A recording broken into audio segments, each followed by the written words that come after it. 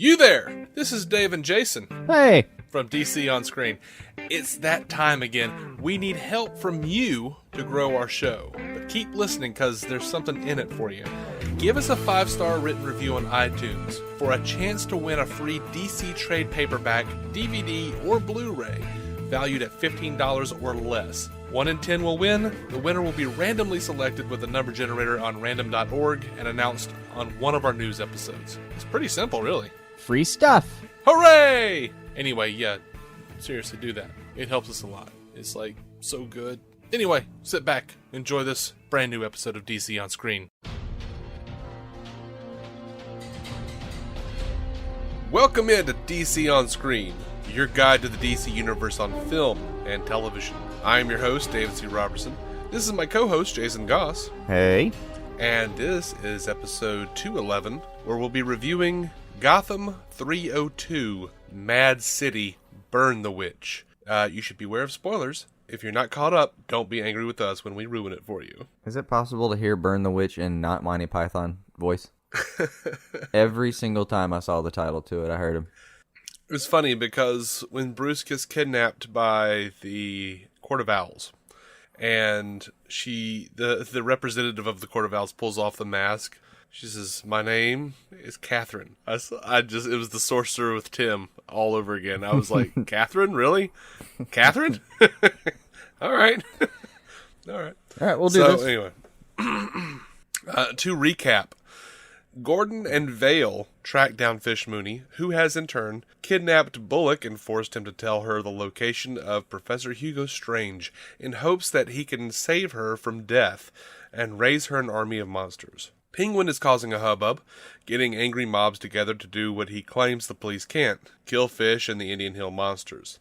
At the end of the day, the police, Penguin, and Penguin's mob show up where the government and police are holding Strange to get Fish once and for all. Jim sneaks in, makes a deal with Fish to save Bullock, and delivers her into the hands of Penguin. Fish talks her way out of death by Oswald, though. Somewhere in there, we have the new Ivy, who murders a nice guy who didn't water some plants. Also happening this episode, Bruce has a meeting with a ghoulish representative of the Court of Owls named Catherine. Mm-hmm. But she's still scary enough to make Bruce agree to stop investigating them. Indian Hill, his parents' murders, pretty much he has to promise to butt out and be a freaking kid. So I guess we know where that's coming from. Mm-hmm. Except when he gets back home, Doppelganger shows up. In the end, Jim and Valerie finally break all of the 2-episode sexual tension and get down, while Lee Tompkins gets off of a train in the 1940s, or present-day Gotham. I think that's what we were supposed to say anyway. It really did look like Oscar Wilde was going to hop off the train after her. It did. I was like, where? Like, it's all like, it's got like that dawn hue to it. Train looks like it's straight out of the 40s. Yeah. It was strange.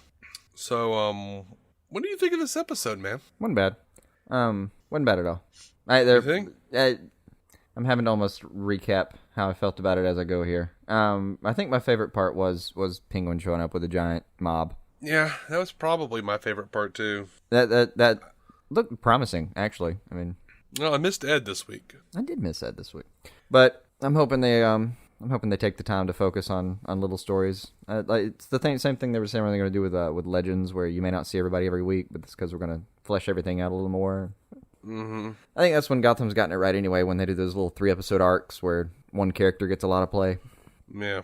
So I'm good with Ed not being there if it means that I'm going to get like a heavy amount of Ed at some point. Sure. I am not digging Valerie Vale. I'm not digging her chemistry with Jim. I don't really care about their little back and forth. It's amusing. I have nothing against her. She screws him over. Blah, blah, blah. I don't know. I didn't really care for it. No, what I didn't care for was, like, of course Lee shows up the moment he kisses something. Absolutely. And, by the way, it made me really dislike Valerie Vale more, but maybe that's what they're going for with the character. I don't know. But did it bother you that she kept making cracks about how he needs a maid and how his apartment needs to be firebombed? Because, like, the set dressers they didn't make it look too dirty, man. It looked pretty clean, honestly. Like, I was like, I mean, it looks a little old, a little run down. Doesn't look like it needs to be firebombed. I don't know. It looked pretty bad. Is she really? Yeah, I thought. I mean, I I would wake up every day thinking, oh my God, I'm going to move out or clean. I've got to do one or the other. Or if I'm Jim, I'd wake up and think, okay, I'm gonna go have a few drinks and get this thing drunk cleaned. Well, see, that's the thing. It looked like the only thing that was like really dirty was just like the bottles that were laying around the apartment. Yeah. From him drinking. Yeah. Everything else seemed to be kind of pretty clean and organized. I don't know. Maybe I'm crazy. Maybe I didn't look hard enough. It looked like you needed to put a bounty on his laundry. Oh, I didn't see any laundry anywhere. I wasn't stricken by how clean the thing was by any stretch. But yeah, that's nitpicking. The Gordon Vale hunt for Mooney though was killing me, man. Yeah, I was bored out of my mind. Yeah, well the thing about that thing, I may not have noticed the cleanliness because during that scene, the only thought I could really squeeze in was like he is living exactly the life that Bullock would be living if he wasn't in Bullock's life. Mm-hmm. Like that's his spirit animal right now. This is the person Bullock wishes he could be. Just hard drinking, hard shooting bounty hunter. Cool leather jacket. I mean, he's probably looking at Jim right now and going, all you're missing is a hat, dude. That's it. Let me buy you a hat. And maybe like gold-plated pistols. Gordon's like, I don't need a hat, Harvey. It'll mess up my hair. It'll mess up my coif. So, excitedly, damn, those monsters took out some cops, man. I mean, they were snapping necks. They were... that one guy was like burning from the inside out. What the hell, man? I have no idea. I wild. Just remember watching that scene thinking, oh, Bullock, you are like violently undermanned. This will end in tears, my friend. Yes. It was fun. Fish Mooney always annoys me, but her monsters were kind of fun for a second. Yeah, the monsters have been at least fun to watch. Well, just because they did stuff like that. We're like, did that guy just burn from the inside out? Holy shit. Mm-hmm. Who can do that? Also, bad strategy, Bullock. Bad strategy, buddy. You don't give the pep talk like right outside the building. Like, everyone put your arms down, put your hands down, let's team up. I felt like they might as well like held hands and done a quick chant.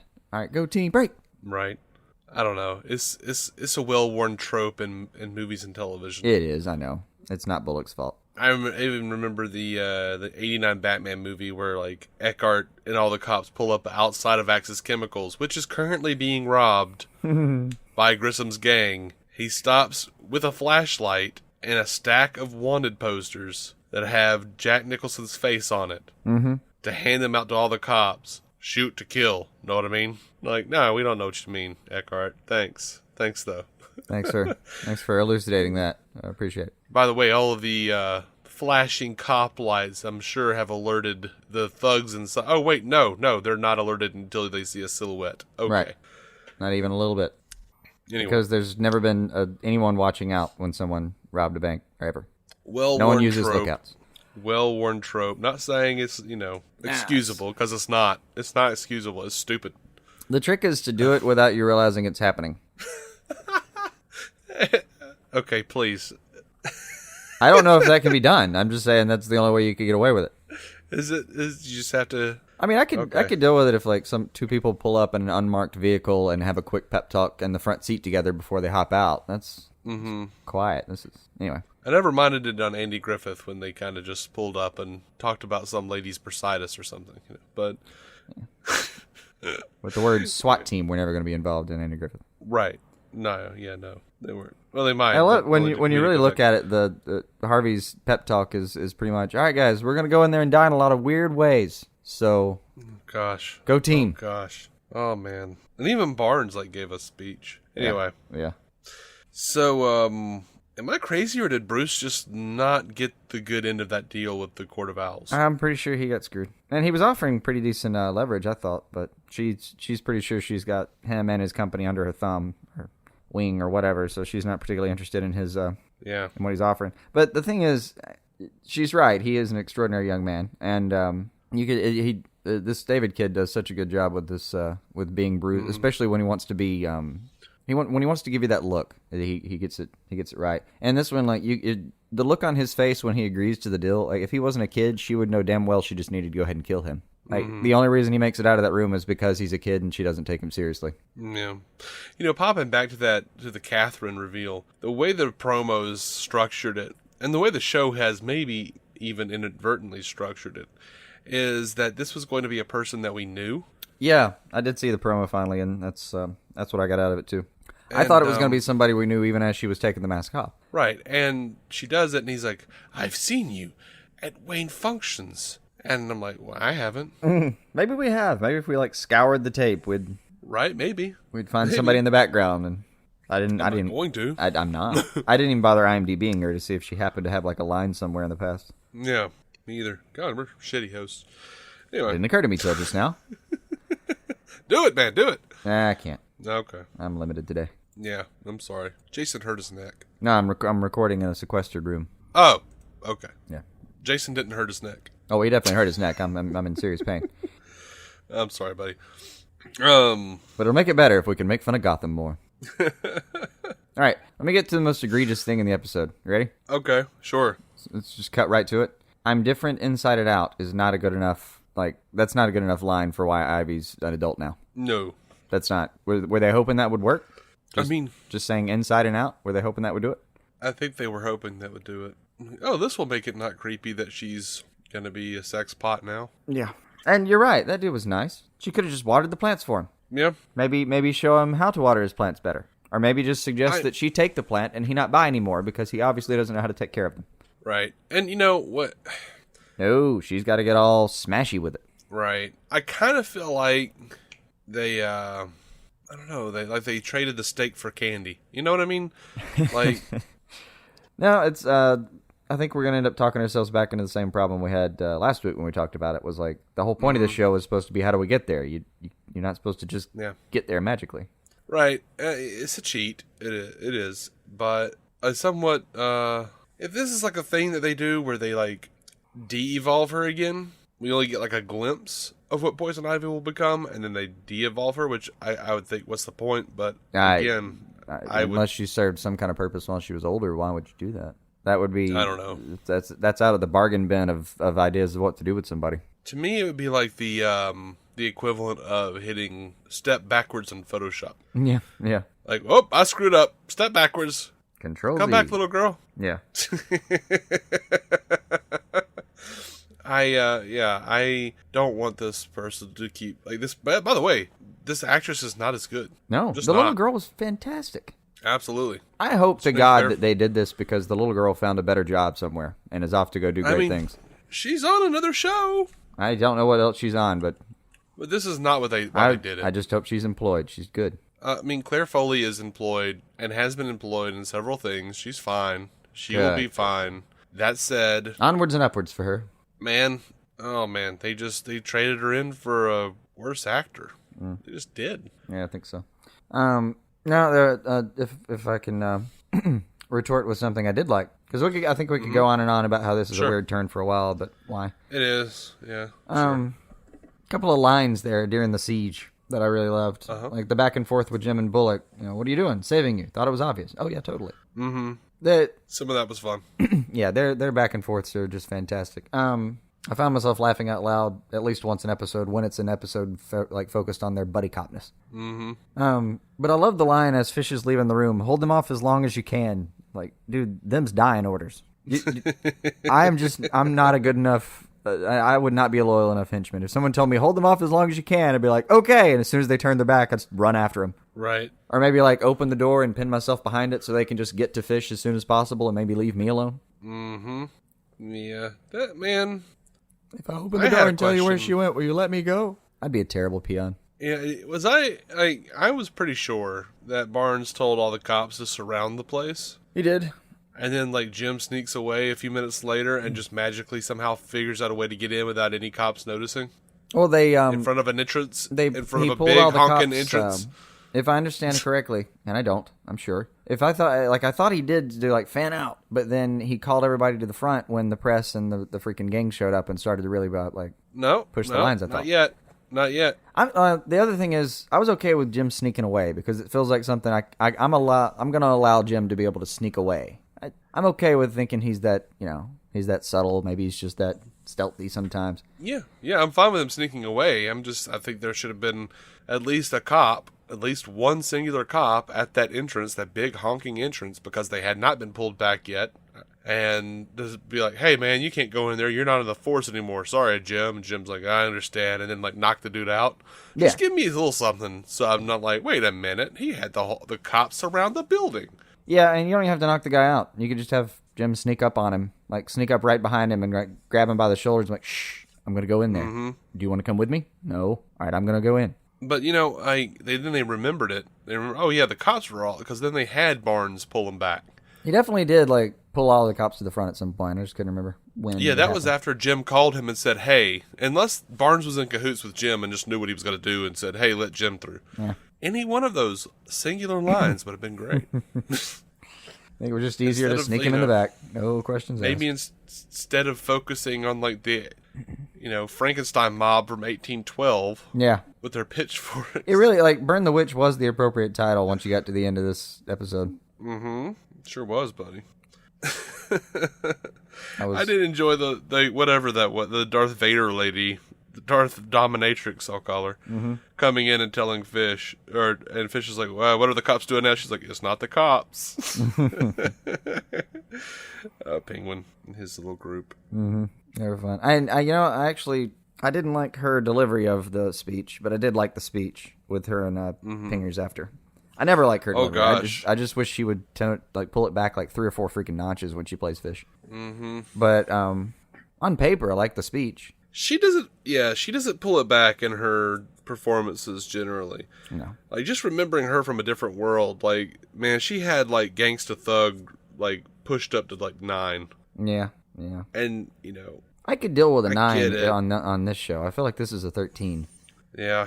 I like her a little bit more when she's angry. It's actually some of my favorite moments. When she's gloating, I don't like it. She gloats. Mm-hmm. And I'm not saying that she's not good at some things. Like, she's a little Shatner. No, the problem is like she could do different flavors. I think she's probably good at whatever she wants to do. She's a good actress, but they told her to go too far with this. I think it's one of those things where like Nick Meyer has joked about like directing Shatner. You just have to have him do it so many times that he gets tired. Yeah, and then does the subtle take finally. Yeah. You're right.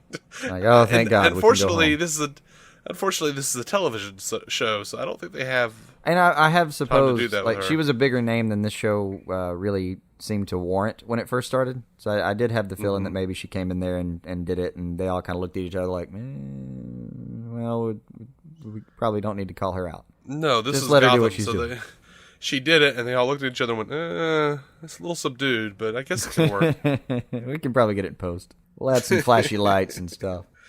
And don't get me wrong, Fish could be fun, but I guess, like you said, like, it was a good speech, it was good lines, it was good reasoning even. It was. It actually was. Like, when Penguin, like, dropped that tear, man, I was about to drop one myself. Yeah. I was like, oh my God, that's really That's a good take. reasoning. It's a good take, yeah. And, man. yeah, Penguin, as always, does a pretty good job with it. I mean, he really is the reason you feel anything during that scene. Mm-hmm. So, and did you he tells her goodbye, Fish? I think isn't that the line I want to say? yes, I think so. And as soon as he finished the line and she walked off, I thought, oh please, let him be right. No, she'll keep turning up, as she says, like a bad penny. I know. Or as she said, like a bad penny. Right. Anyway, was I the only one who was actually pretty excited by the notion that Bruce was actually going to do something fun? Yeah. Like, yeah. when he and Al are talking about, I call him Al. They don't call him Al. There's no Chris O'Donnell in this show, but he calls Bruce Master B, so why not? Yeah. He and Alfred are talking about the dancing lessons, and like, I don't know, the kid smiled, and I was like, oh man, what? He actually does. He did play it a little bit like the burden was lifted. You know what I mean? Yeah. Like he can. Until Doppelganger showed up. I know.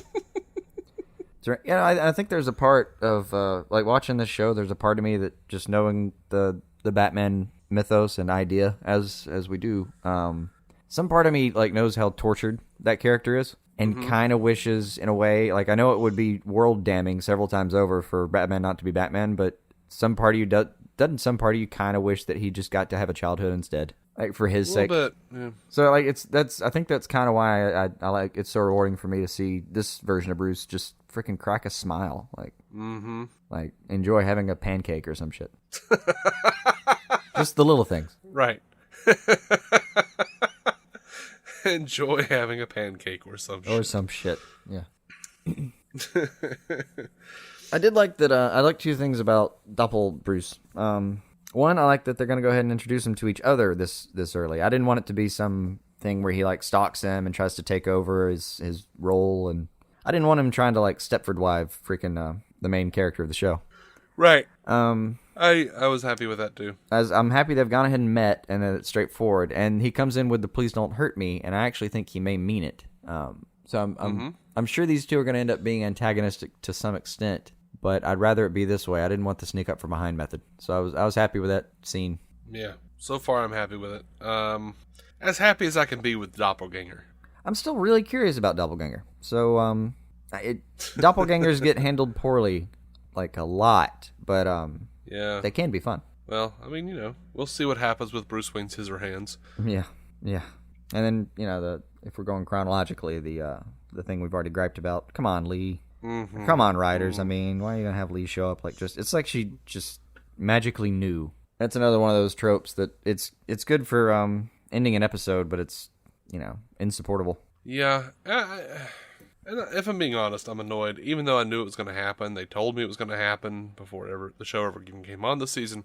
Vale and Gordon, man, why does no? Please just stop. I'm tired of all these love interests. Mm-hmm. I don't care. I don't want to see Jim Gordon making out with anybody. No, that's 3 in an episode. You realize because he went back to hang out with Barbara for just a second. Yeah, I mean, did they kiss though? No, they didn't make out. no. They just she wanted to. They've just got him on screen with 3 different love interests in one episode. Mm-hmm. That's steering Jim toward a different whammy drawer. Yes. And I'm not okay with that. It's just not precisely what I wanted out of this show. And the one person I wanted to be in a relationship, Bullock, with Scotty, they wrote that shit out. Oh, dropped it. Just dropped it like it was hot, man. I was actually happy for Harvey. I know. He had it together. We talked about this last year. Like he cleaned up, and then suddenly he wasn't clean anymore, and no one mentioned it. Like, oh, Harvey's off the wagon. Mm-hmm. Guess we shouldn't encourage him or anything. How about this? Instead of encouraging him in his fight against alcoholism, what if, hear me out, we said nothing and just let it go? See, I didn't think that alcoholism was the problem. He became a bartender. Yeah. I think him being a cop was the problem. Yeah. Well, he did, like, him. He kind of, it's then that episode, like, he quit being a cop, or I can't remember, actually, if he quit or was, did he quit or was he thrown out? I can't remember now. I think he quit. Okay. But yeah, I don't know. He says, like, Gordon comes in to say hi to him, and, how are you doing? I hadn't had a drink in however long it was, and, he lays it out, like, I haven't been a cop in X time, and I haven't had a drink in X amount of time. Mm-hmm. But he made it seem like it was being the cop that was the problem. He made that very clear, yeah. I'd say he did. Oh, all right, you got anything else for this episode? No, they brought back one.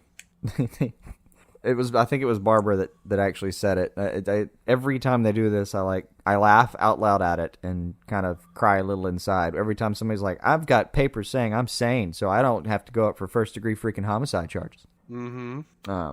I almost want to start a running tally of how many times they've done that. It's got to be 8 or 9 by now, right?